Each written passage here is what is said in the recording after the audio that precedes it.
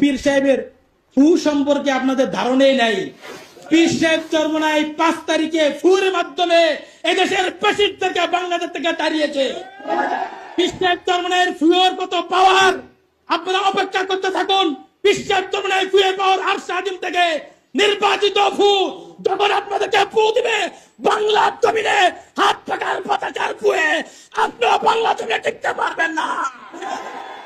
এই যে এখানে যে ভিডিওটা দেখলেন, এই যে কথাগুলো বলা হয়েছে, মানে এগুলো কতটুকু যৌক্তিক, মানে কথাগুলোর মানে কি, কথাগুলোর কোনো মিনিং আছে?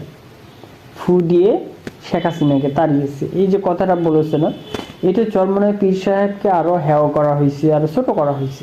কেন বলছি? কারণ চরমনায় পীর সাহেব হুজুর কখনো এই ধরনের কথা বলে না, আর বলবেও না এই ধরনের কথা। যদি চরমনায় পীর সাহেব হুজুর ফু দিয়ে শেখ হাসিনাকে 5 আগস্ট বিদায় করে থাকে, তাহলে গত 17 বছর কি করছেন? এত বছর থেকে নির্যাতিত হচ্ছেন, গত এত বছর কি ফুল প্র্যাকটিস করেছেন চরমনায় পীর সাহেব হুজুর? তো মানুষ কিন্তু এইটাকে নিয়ে ট্রল করবে। এই ধরনের কথাগুলো বলা একেবারে অযৌক্তিক এবং এই ধরনের কথা বলা একেবারে অনুচিত।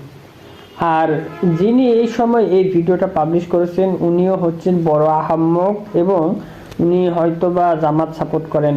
আমি নিজেও জামাতকে সাপোর্ট করি, চরমনাইকেও সাপোর্ট করি, কিন্তু তাই বলে যে একটা দলের অন্ধভক্ত হয়ে যাব বিষয়টা এরকম না। কেউ অন্যায় করলে সেটা কথা বলবো, কেউ ভালো কাজ করলে সেটার কথাও বলবো।